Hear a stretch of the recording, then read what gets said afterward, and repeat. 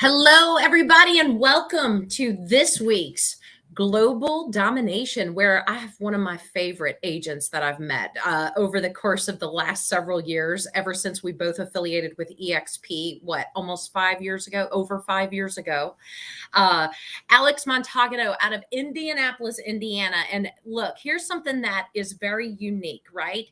There's a lot of great real estate agents out there, but there's very few that run it as a business. And Alex has gone from brand new to the business to building a business inside of this real estate industry. And that's what we're going to dive into today, is where he started and how he got here.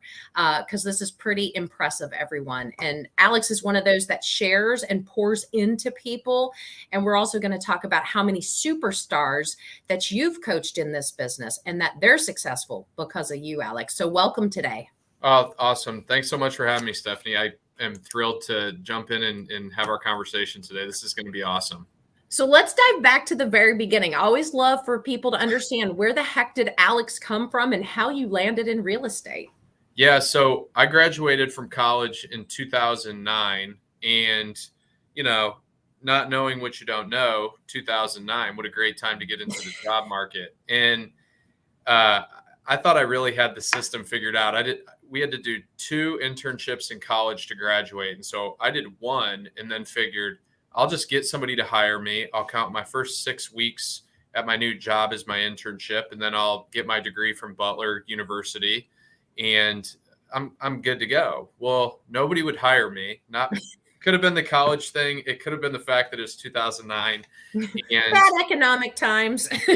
Yeah. So I reached out to a business, essentially a business entity that my dad worked a lot with at the time, and said, "Hey, look, I'm looking for opportunities. You guys are based out in the Mountain West area. I'm interested in moving out that way. I'd love an opportunity if you guys have any jobs.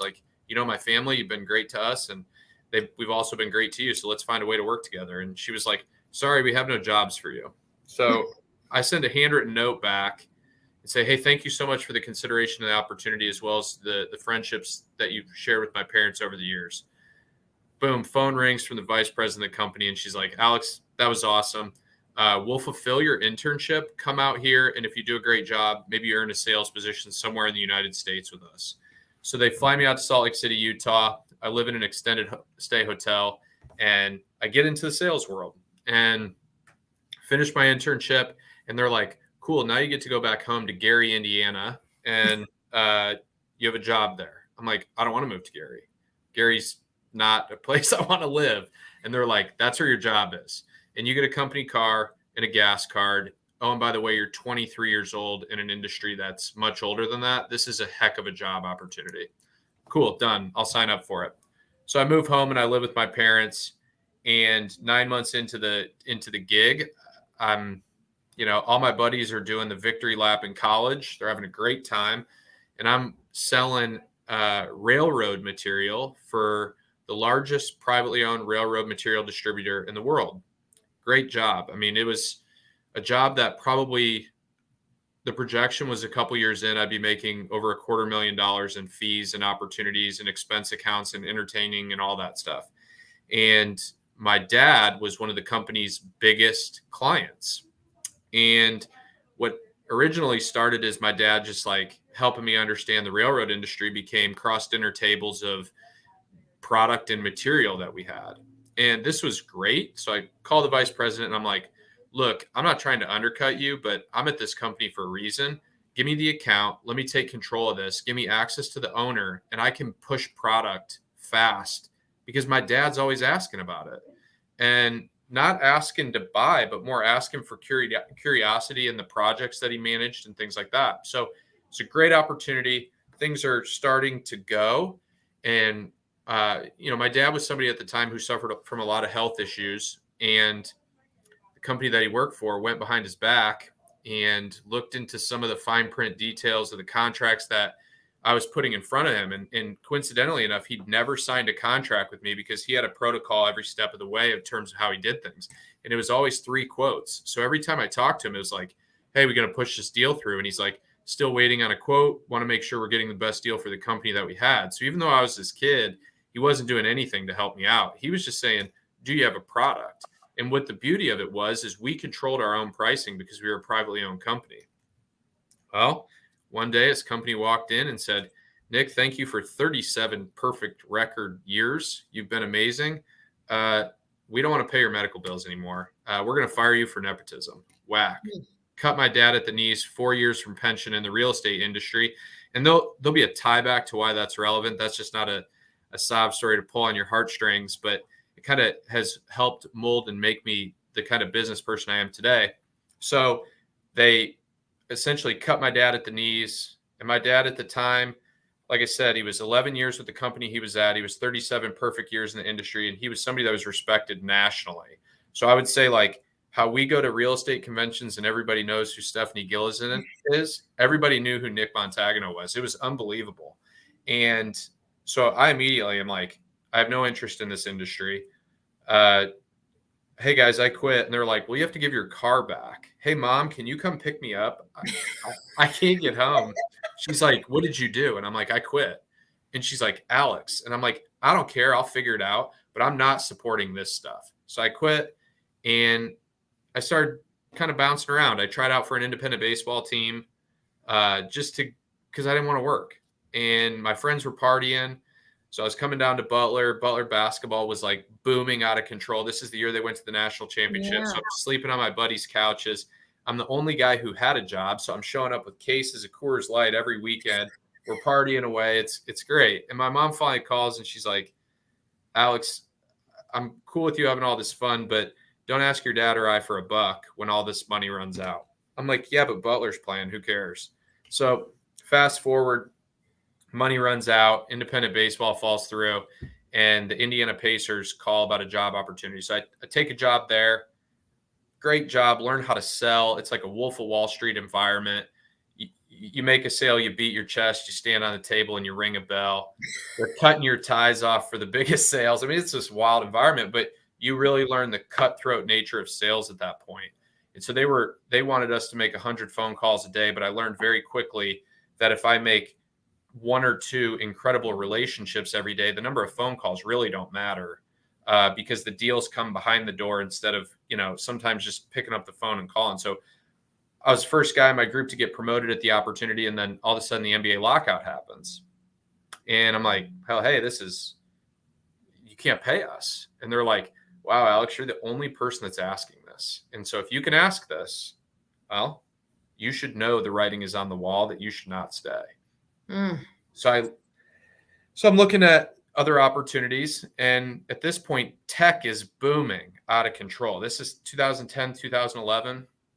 So I call on all my favors again, and I get a job with Exact Target. Exact Target is now owned by Salesforce. They were bought out, but Exact Target was the Indianapolis version of what Salesforce is today. And the average person in our role was making $180,000. And so they hire me and I'm like, average, I'll smoke that. I'll make double that. And my first 2 days there, I'm like, oh my gosh, I can't sell tech. I don't know tech. I can't learn tech. I don't know anything about it. So I immediately knew that it didn't fit, but I'd called on all my favors. And I was like, oh boy, not good. So I knew one guy in the real estate industry. I'd sold him season tickets with the Indiana Pacers. And he had said, anytime, anywhere, any place, I'll give you a job in real estate. So I called him, and that was March. I called him in January of 2012. I was licensed the first week of April of 2012, and I started working immediately. And I quit my job March 31st and told everybody I'm going to make it in real estate. And everybody said, Alex, you just don't want to work.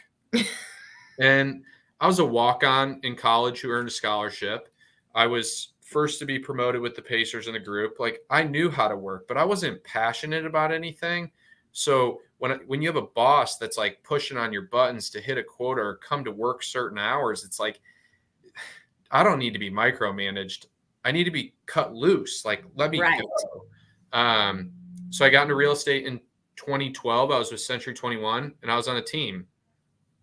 And I'll pause there. And so if you want to jump in. I love this because When you got into real estate, it sounds like it was that last option because you had that offer, you know, you knew you had that favor. The guy had told you that. But when you got into real estate, did you ever think it was going to stick to be your career? Um, so I was 25. I was wildly arrogant. Um, thought I No. had thought I had all the answers. And honestly, it was like, this has to work. And so to answer your question, it jumps into the next part of the story, which is so fun, is like, so I joined this team and I'm living downtown. I'm a single guy. I'm living on the canal in downtown Indianapolis. And so like, I'm the typical knucklehead. I'm getting up at 8 o'clock, going for a jog on the canal, getting my vitamin D, going to the gym with friends, going to the bars every night. And all of a sudden, I'll never forget this. It's like late summer 2012. I've done, I think, 3 transactions at this point, and I look and I'm like, where did all the money go? Mm. And I'm like, I have $3,000 to my name. I don't believe in credit card debt. My rent is 1,000, and then my fund was three grand a month. It was 3. So I'm like, I don't have enough. So I texted my best friend, and I'm like, hey, you're living at home with your parents and you're a teacher. How much money do you have? He's like, the hell kind of question is that? I'm like, look, I need some money. And he's like, how much money do you need? I'll give you $1,000. Like, and I was like, so $1,000 doesn't really get me started. I need 5. And then if I want more, I need to have access to it. But you know, I'm good for it. I'll always pay back. And he was like, here's what the deal is. You can come have this money, but you got to take it out of my hands and you got to look me in the eye. And I was like, deal, brother. I'm on my way. Get in the car and I drive to Valpo, which is where we had lived before. And him and I walk into the bank and he withdraws 5 grand. They put it in an envelope and he hands it to me and he goes, here you go. He goes, I don't care when you pay me back, but I need you to get your stuff together. I said, okay. So while this is happening, I move from my downtown apartment on the canal to a 600 square foot 1-bedroom duplex, and it has a hole in the ceiling and it smells like gas. My buddy walks in the door because he's helping me move, and he goes, this is way worse than I thought. I'm not spending the night here. I'll help you move your stuff in, but you really, I don't know what your problem is, but you need to figure it out. So I'm like, okay. So I call I moved into my team lead's place. So I'm like, hey, can you get the ceiling patch? She's like, yeah, I'll take care of it. I'm like, these appliances are like 800 years old, and I think there's a gas leak. He's like, bro, they're fine. Oh, okay. So the first 2 weeks I have this place, I'm sleeping on my buddy's couch at another place because I always have headaches when I go home. I mean, I'm so broke at this point. And I'm like, hey, this refrigerator, it's making noise, man. He's like, it's fine. You don't need a new one. Okay. So my parents knew I was struggling. They come down, and being the Italian family that we are, they bring all this food. And this was like the lowest point of my life. My parents show up with all this food, we put it all in the fridge. 2 days later, I go to work and I come home, and the fridge and the freezer had stopped working. And all the meat and stuff that my dad had brought me, it was thawing. There was blood on the kitchen, Oh, gross. like it was a murder scene. Oh, And I'm God. just like, I have no money. I No appliances. I'm like broke as a joke. And I'm like, this is not good. And so like, this was the point where it was like, all right, enough. Yeah. And so like, while all this had happened, I'd like got the loan from my buddy. This happens. I'm like, Rocky on the mat in round 4. And I'm like, I don't have any other options. And so I started cold calling, for sale by owners, expired listings, open houses. I mean, I would do open houses every single Sunday, vacant. And I just started, my commitment was, this is going to work. I have no other choice. And I don't believe in calling my parents for a loan. And I did it with my friend. And I sold $4.5 million in the first half of 2013. And it was like, okay, the rest is history. We're going to do this. Yeah.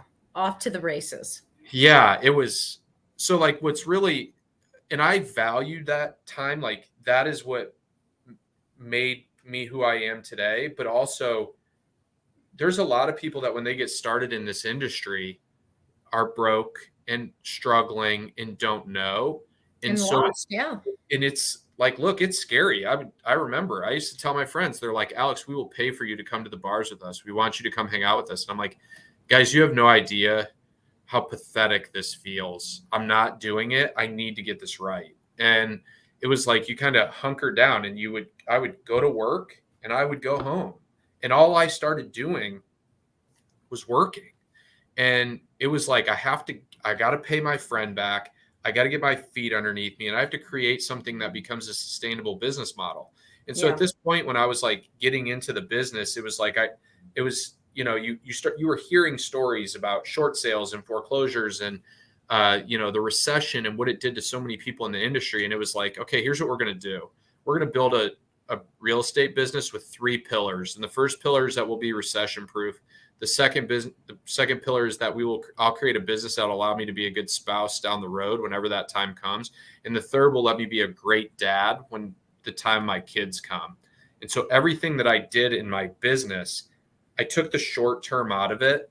And look, I know I was a pretty poor friend. I was a bad boyfriend to a lot of girls. And it was like, but if it didn't do one of those 3 things, I didn't care. So I mean, I left Easter Sunday dinner in Valparaiso, Indiana, that my mom had cooked, that I drove to go to drive 3 hours to show a house in Indianapolis to a Catholic guy on Easter Sunday. I mean, that's as screwed up as it gets. And it's like, sorry, Mom, I got to go do this. And so everything I did was, I have to do this. Yeah. Well, and you've done very well at it because, the Alex of the let's get our crap together, Alex, is now all together because what you've done has been tremendously remarkable. So you joined Century 21, you're on a team. How long did you stay on that team before you became a solo agent? Yeah. So I was on that team it was 18 total months. So I did 2012. I finished out that year and that was 8 months. So it's 20 months. And then I did all of 2013 on that team. And so about halfway through 2013, I started looking and I mean, I paid Century 21, so I had a 6% royalty, and so that year in 2013, I did $6.9 million of business on 29 transactions, and that was my first full calendar year. And so with that, I paid my team lead. He took 60 grand, and then Century 21 took whatever the 6% of the whole nut was, and I just started looking at it, going,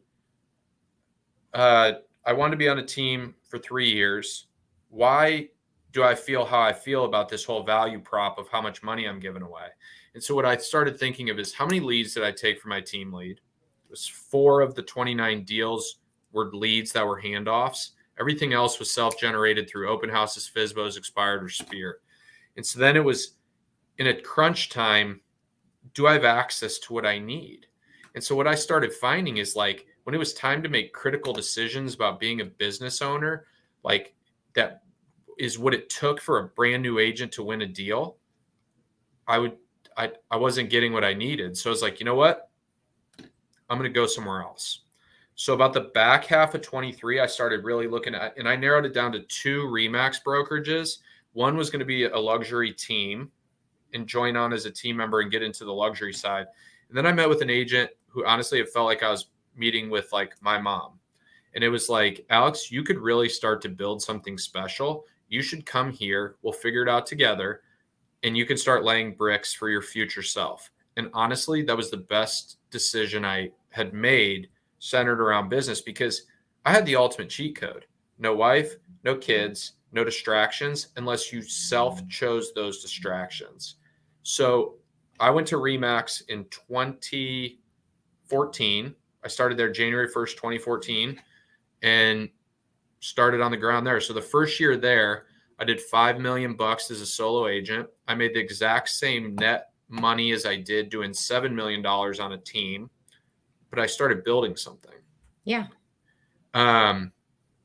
And you learn the hard way, right? So like I started investing in a real estate coach, $10,000 a year. I started buying online leads because I thought I want to go faster. I need to go faster, bigger, faster. That's something I love.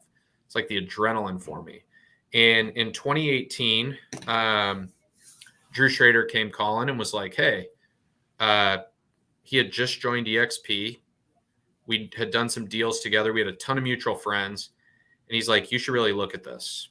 And the old saying, once you see it, you can't unsee it, couldn't have been more true. And it was really fascinating. Everything was put in front of me. I talked to Rob Campbell a couple of times. I talked to you once. I talked to Drew a ton. And I'm looking at this and I put it in front of, I refer to it as my personal board of directors. So it's the people in my life that hold me accountable and kick my butt when I need it. And also tell me you're being an idiot when you're being an idiot. And they all looked at it and everybody said the same thing. Go now, hurry. And the only person that didn't, coincidentally enough, was my real estate coach. And he now is an agent at EXP. He came after you. Yeah, right. So I jumped over in 2018 is when I made my switch over here.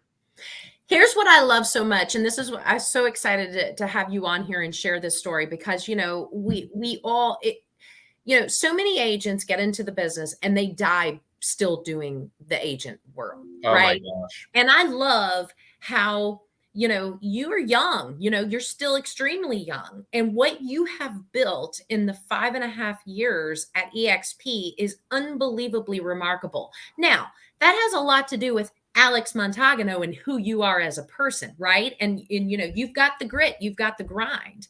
But I want you to share what all you've accomplished because this is tremendous. So when I came over in 2018 and I left Remax, I transferred July 1 was when I started at EXP of 2018.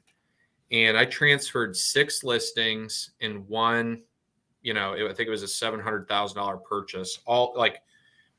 It was like happening. And I was like, I need to switch now because I could cap in 30 days. And so this is something it's me and Drew always laugh about, but it's always a personal challenge for me to cap in my first 30 days of the year. And so, I want everybody to get their rev share right away and you can always count on it. So we love you for it. Yeah. Right. So what I did, and I think this really puts it into perspective. And when I came over, I was in the middle of doing 78 transactions for $18.4 million.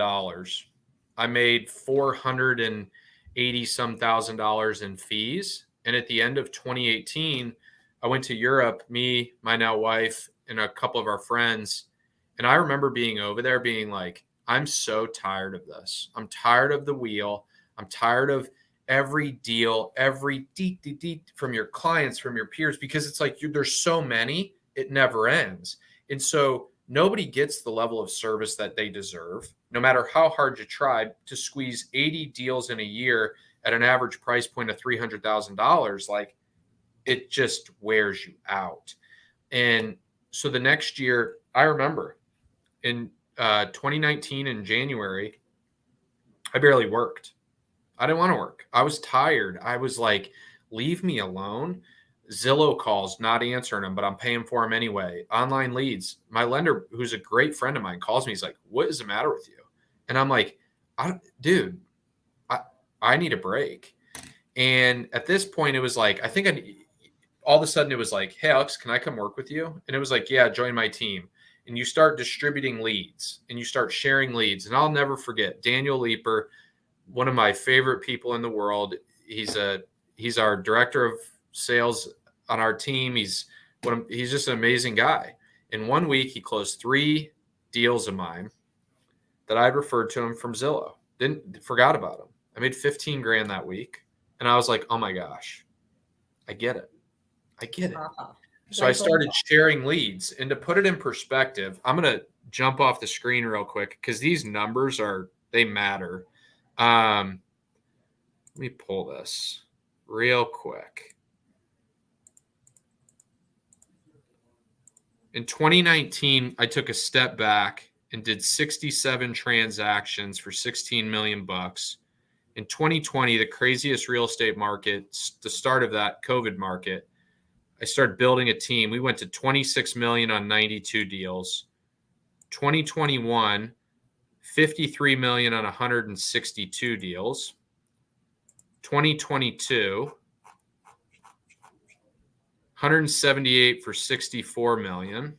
Wow. And as we sit today, we're at 175 transactions closed and pended for $63 million in what many are considering to be one of the more challenging real estate markets that, in 15 years. Yeah. So as we kind of go through this, what I find I think this is the most important message to deliver in all this. It's not that, oh, Alex just does a lot more business since coming to EXP. What EXP has allowed for me to do is to build a team. We now have 17 total people on our team, and that includes staff and then producing agents. 23 pendings we have right now. I'm involved in one of them.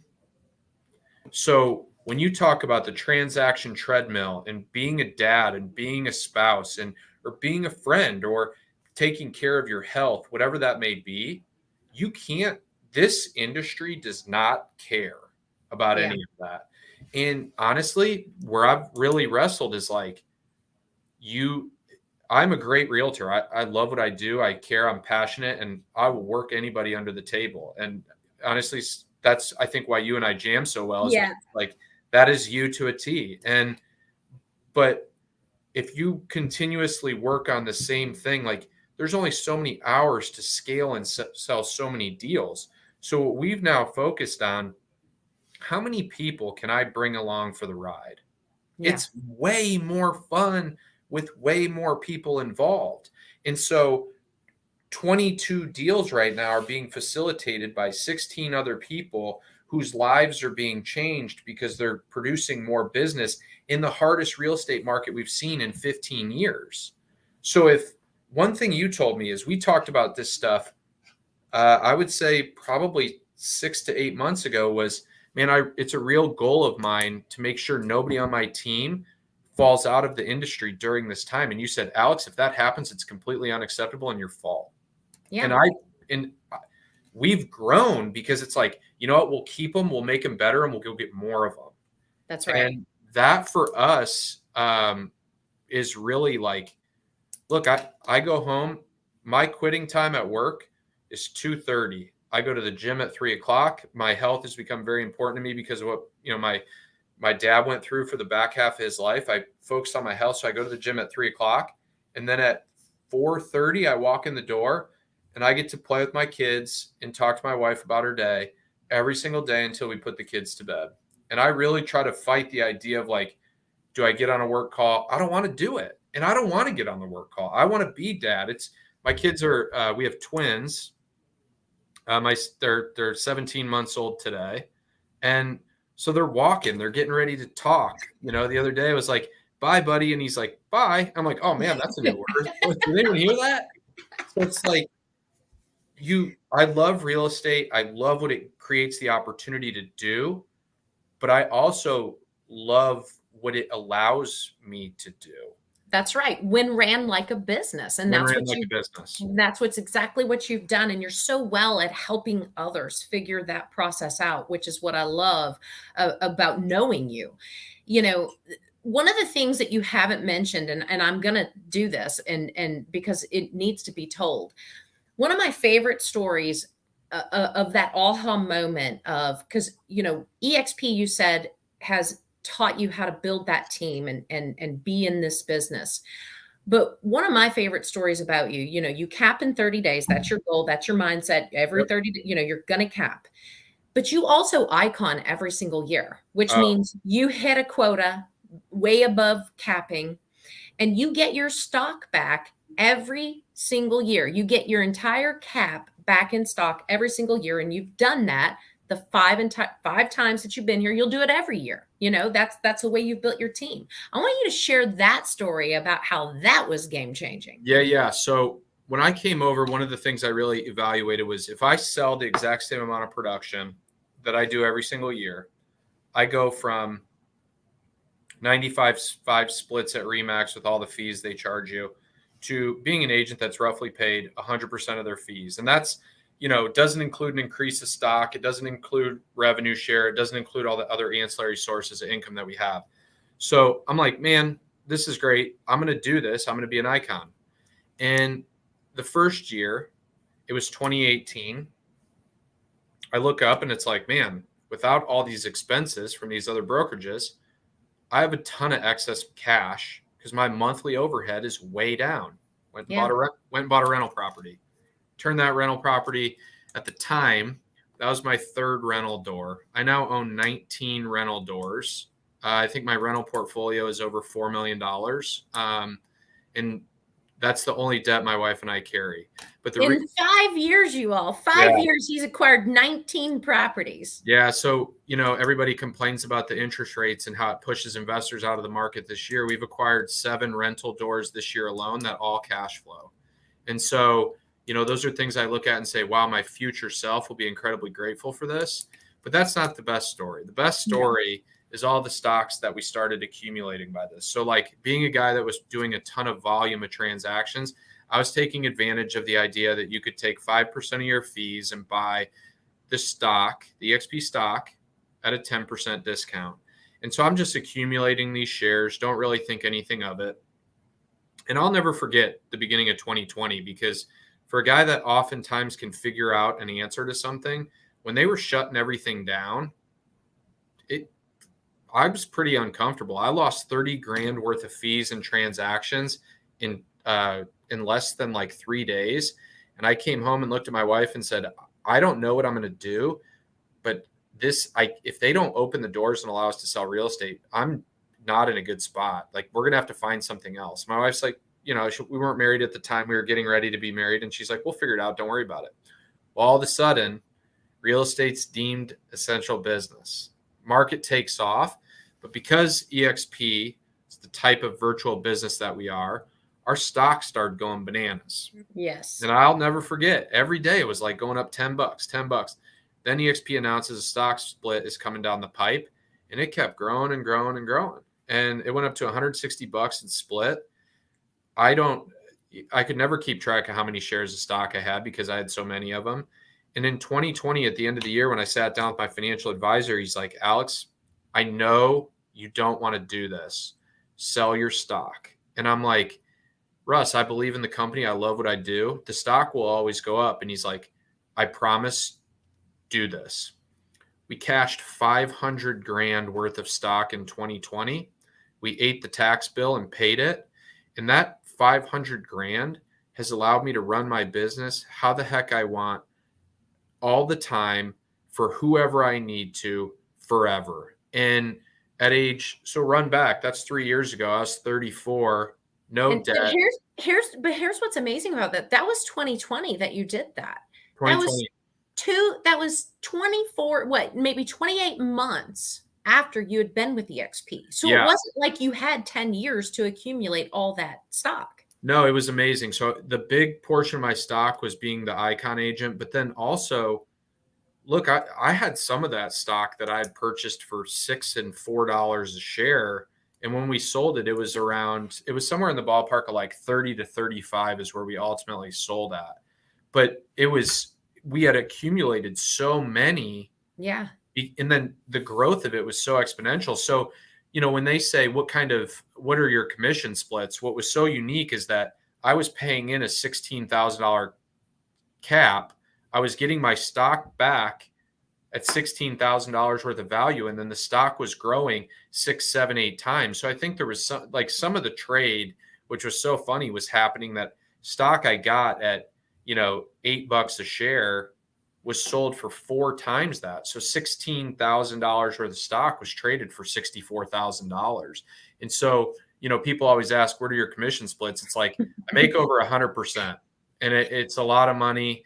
And it's too hard for us to keep track and calculate. It's better than the brokerage that you're at, I promise. And and what's a shame and it's tough is I've had agents recently come talk to me and they're like, how are you doing this? And I tell them, I promise You cannot do it at the brokerage you're at. It's You can't. impossible because I tried. I Yeah. tried. It's more debt. It's more expense. It's less commission. That's the stuff people don't ever talk about. Now, Right. we keep more money. And Yeah. that's the stuff that's like the nitty gritty basic of it. If you do the same job, why can my company pay me more than your company? And if they do pay more, and I'm a business person, why the heck would I go work for you? Right. Something I have a ton of peers and friends in the industry, and I can never wrap my head around it. But also, like, there's a reason we'll be one of the highest producing teams in the state of Indiana this year. And I mean, we're on a rocket ship that we're doing amazing things as an organization. And I couldn't be more proud of our team. So, that's the beauty of where we work versus, the competition. Well, and what I love too, I mean, there's so much I love about you, you know that, and your team is all in as well. Everybody is extremely dedicated, but I love that you all are utilizing the tools provided by EXP to grow and scale your business. It's not like you've had to go out and pick up some exponential, expensive software to do what it is that you're doing. You're actually using what we're given and applying it. Yeah. So we're very fortunate. And Stephanie, you had the pleasure of listening to Gino speak a couple of weeks ago. And what we've done really, really well, and this is what I would tell anybody at any aspect of business at any point in life, go find the experts in the room to help you get where you want to go. And so, like, I'm not a tech guy. I tried to get on this call, 30 minutes ago, and I couldn't figure out how to get my speaker to work. And my initial thought is like, I'm going to punch my computer and go get a new one. Opposed to Thano walks in here and goes, just reboot it. And I'm like, oh, I didn't even think of that. But Thano comes from a background of being incredibly educated in tech. And so it's like, hey, dude, can you come in here and help me out? Can you help me with lead generation? Can you help our room of 16 other agents improve their business through our systems with KV Core and what EXP offers? Yeah. And what we just landed a great team from Compass that joined EXP. And I talked to him yesterday and I said, look, I don't want you to feel like I'm pushing you off, but I have an expert in the room for every single thing that you're going to need. And sometimes that expert is me. If that's business planning, sales execution, scalability, heck yeah, I'll get into those trenches with you. If it's tech, if it's back end of SkySlope, things like that, those are different avenues for us. But the beauty of EXP and my favorite thing about it is it rewards the business owner. So That's right. I take more fee and then I employ people. So I generate this more income and then utilize that income. I don't have to go spend money on the new printing that my Remax office offered me, or the extra $5 they would charge my bill for some new tech thing they bought that nobody knew what the heck it was. And so instead, it's given to us. We have a flat rate. We get access to all these things. It's the same flat rate since I got here in 2018. And I get to play business owner. Whereas if I'm going to spend money on it, it's my choice. And that's what true entrepreneurship is all about. And so at that point, when for us, 15 agents, we're doubling down. We're tripling down on lead count. It's like, you guys want leads? I'll go buy more leads. Let's go work them. Let's clean our systems up and be bulletproof and buy the market share today. Because in 3 or 4 years, when things change in our markets, we're going to own tenfold of what we're doing today. That's right. That's right. And, it's a system that you can never outgrow. You notice that, it's not, a lot of people have said, oh, here's the new shiny object that's coming, right? And then we look at those systems, but, the profitability is there. We're a multi-billion-dollar publicly traded company with absolutely no debt. And who better to be in business with than somebody that's in the black, right? Well, and especially right now. And so when you're in the black and somebody else is in the red and opportunity presents itself, the person that's in the black can make the decision to move forward with that opportunity, but the person in the red has to go raise funds and international money. And, oh, well, what do you think investors are going to say? And it's like, right now, while everybody's tightening their bootstraps on everything, that's who you want to be in business with. And if you're constantly in the red, you candidly in your heart with ultimate conviction believe that they're giving you the best systems and processes and operational tools to be the best agent possible, that's impossible. You can't convince me of that. You can't. No. And the money dries up at some point in time, and they can't keep giving those same systems and tools. That's for certain. 1000%. Alex, you're amazing. And I encourage anyone that's watching this video, reach out to Alex. He is the friendliest, most impressive business guy. I'm serious. I appreciate that. Literally, it's one of those things where I love that you share the truth of your story, because it does have an amazing impact. I've only known the Alex businessman, Montagano, not the one that was struggling through all those times.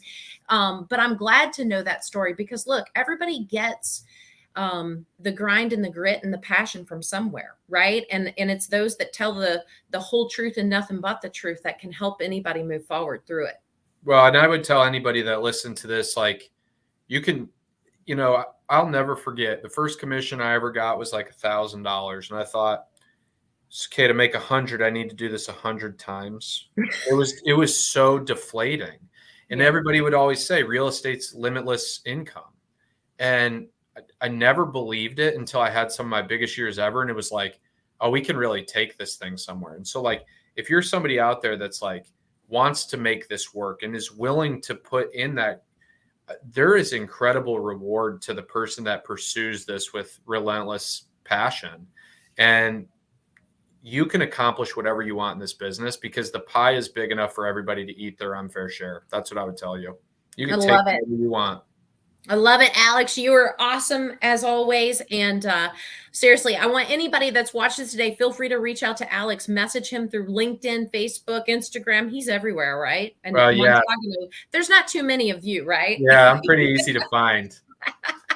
All right, everybody. Thanks so much, Alex, for being here. Until next time on Global Domination. Thanks, Stephanie.